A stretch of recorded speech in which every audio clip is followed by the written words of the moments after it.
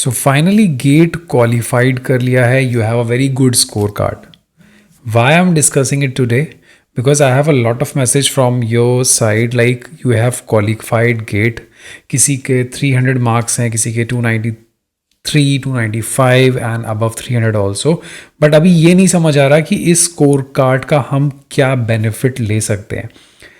कई लोग ऐसे हैं जिनका गेट तो अच्छा क्वालिफाई हो गया बट जेआरएफ नहीं हो पाया या नेट भी नहीं हो पाया. तो उनको क्या प्रॉब्लम आएंगी? क्या आपको जेआरएफ के लिए जाना चाहिए, दोबारा तैयारी करनी चाहिए जेआरएफ की, इस स्कोर कार्ड को जस्ट अपने रिज्यूम में लिखने के लिए छोड़ देना चाहिए, या स्कोर कार्ड का एक बहुत अच्छा बेनिफिट लेना चाहिए? तो चलिए आज हम डिस्कस करते हैं. A to Z चीज़ें डिस्कस करेंगे.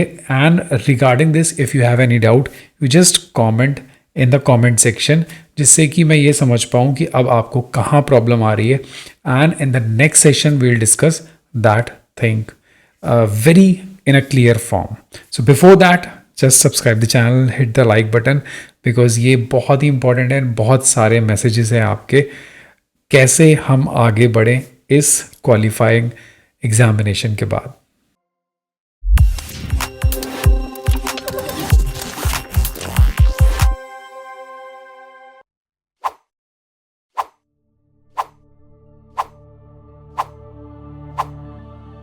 सी गेट क्वालिफाइड आपने कर लिया है. Congratulations to first of all to all those who have qualified GATE. देखिए गेट कोई छोटा एग्जामिनेशन नहीं है, it's a very big examination.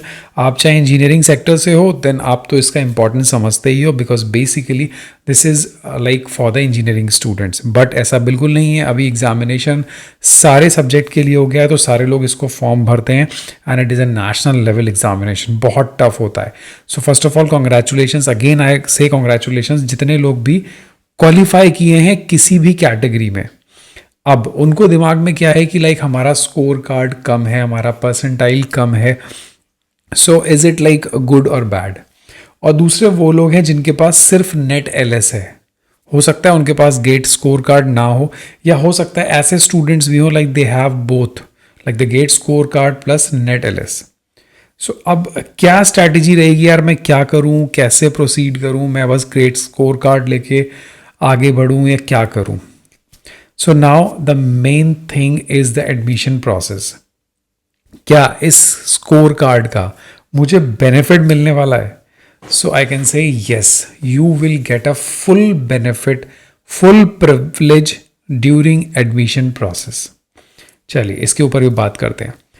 सो सबसे पहले तो आप किसी भी एग्जामिनेशन में, सपोज वो यूनिवर्सिटी का एग्जामिनेशन होता है या फिर किसी इंस्टीट्यूट का एग्जामिनेशन होता है, you will fall under exempted category. What is this exemption? Exemption is with the examination. For example, एक कोई सेंट्रल यूनिवर्सिटी एग्जामिनेशन करवा रही है कि like come fill this form, give this examination, and if you'll qualify that examination you will be called for the interview, then you can register for the PhD, right? But if you are gate qualified, you have a gate scorecard, whatsoever percentage you have, just forget it. You have a scorecard, you are the qualifier of gate, then you will be exempted. तो अब depend करता है आप कहाँ पे जाओगे. You have an options like आप universities में अप्लाई कर सकते हो बिकॉज आपके पास स्कोर कार्ड है. आप पीएचडी डिग्री के लिए यूनिवर्सिटीज़ में अप्लाई कर सकते हो and universities can be state university और a central university, right? Deemed की बात करूं या प्राइवेट की बात करूं then there is also an option. But अगर आप इस यूनिवर्सिटीज़ में जाते हो then you won't get good financial support because universities once register they will give you a non NET benefit and which is mostly 8,000. Even जो कुछ state universities ऐसी हैं जो 8,000 भी नहीं देती.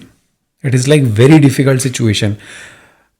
एग्जाम्पल लूँ, इलाहाबाद यूनिवर्सिटी सेंट्रल यूनिवर्सिटी है कहने के लिए यूपी की, और वो किसी भी फेलो को अगर उनके पास खुद की फेलोशिप नहीं है they won't give any financial support to the students. This is very bad. So ऐसी बहुत सी छोटी छोटी यूनिवर्सिटीज़ हैं, गवर्नमेंट की हैं, बट दे डोंट गिव.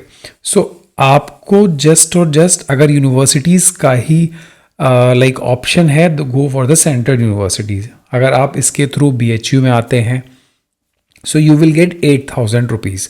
उसके बाद बहुत से ऐसे ऑप्शंस हैं जो आप टॉप अप कर सकते हैं अपनी फेलोशिप्स को। पब्लिश करेंगे paper 84,000 you will get in a one go. उसके बाद Q1 Q2 में जब आप पब्लिश करेंगे तो आप ले सकते हो। फिर डिपार्टमेंटल GRF होती है, that is equivalent to the GRF, that will come that the same amount 37,000 plus HRA। So that score card is an entry card, आप लेके आ सकते हो। फिर बहुत सारे ऑप्शंस ओपन होंगे। बट दूसरी साइड, अगर you will going to choose IIT, ISC, CSIR और autonomous institutions with this gate scorecard, then you will by default you will get a full GRF amount from day one. This is the best part. That is why I suggest always choose IITs, ISC, CSIR labs or an autonomous institute, because once they will take you accept your profile, then you don't have to take an alternative options like the central universities. If you will be registered in an IIT through GATE or through any other mean, by default you will get the teaching assistantship. This is an institute fellowship which is 37,000। 8 घंटे का सिर्फ class लेना होता है weekly, 8 hours per week. But you will get a full amount. So all the GATE aspirant, I request you, बहुत सारे इस समय 8-10 IITs फॉर्म ओपन है। मैं नेक्स्ट वीडियो में सारे के सारे IITs के फॉर्म एक साथ डालूंगा, right? So that you want और नॉट, नीचे मुझे कमेंट में ज़रूर बताना। अब मुझे ये बताना कि इन 1, 2, 3, 4 इन चारों ऑप्शंस में विच वन यू लाइक, क्या प्रॉब्लम लग रही है, क्या ठीक नहीं है, वो भी आपको मुझे बताना है। So this is your first preference. अगर आप ऐसी प्रेफरेंस लेंगे so you will get a good financial support from the institution compare to the universities. So आपका एम सिर्फ एक ही रहना चाहिए, आपने गेट क्वालिफाइड किया है, मेरिट के पीछे भागने की ज़रूरत नहीं है कि लाइक सर उस कॉलेज की कितनी मेरिट जाती है, IIT BHU की कितनी मेरिट जाती है, या फिर सर उस यूनिवर्सिटीज़ की या IIT बॉम्बे की कितनी जाती है, IIT जोधपुर की कितनी जाती है। Just forget it. देखो मेरिट वेरी करती है session to session, year wise year. क्यों? बिकॉज अगर सिर्फ 290 मार्क्स वाले स्टूडेंट्स ने अप्लाई किया सो मेरिट डेफिनेटली कम जाएगी। 320 340 मार्क्स वाले अप्लाई करेंगे सो मेरिट्स ज़्यादा जाएगी। So your aim is to apply all the IITs as much as possible, because आपका chance of selection उससे बढ़ जाएगा। और in the meantime you will try to qualify the NET। अब आप कहोगे NET क्यों qualify करने को आप बोल रहे हो? Because आप में से कई सारे ऐसे students होंगे जिनका सिर्फ और सिर्फ एक ही aim होगा, like I want to be an assistant professor in any central university or any state university. So for that you need to qualify the NET, not the GATE. GATE is another way, but you have to qualify the NET. और वो आराम से हो जाएगा। NET LS is not a big deal, right? So these are the things. This is the time for the selection of IIT. And अगर आपको नहीं समझ आ रहा है तो मुझे बताओ। This is like your plan, जो दिमाग में बिल्कुल बैठ जाना चाहिए कि किस तरीके से मुझे स्कोर कार्ड का यूज़ करना है पहले एडमिशन के लिए। उसके बाद आप NET LS या कुछ भी क्वालिफाई कर सकते हो आई कैन से शुरू के 2 साल में। उसके बाद you won't get time. So this is like the things which I think it is very important to discuss, because बहुत सारे मैसेज हैं, सर स्कोर कार्ड आ गया अब क्या करूँ, इसमें अप्लाई करूँ कि नहीं करूँ, and all and all and all, right?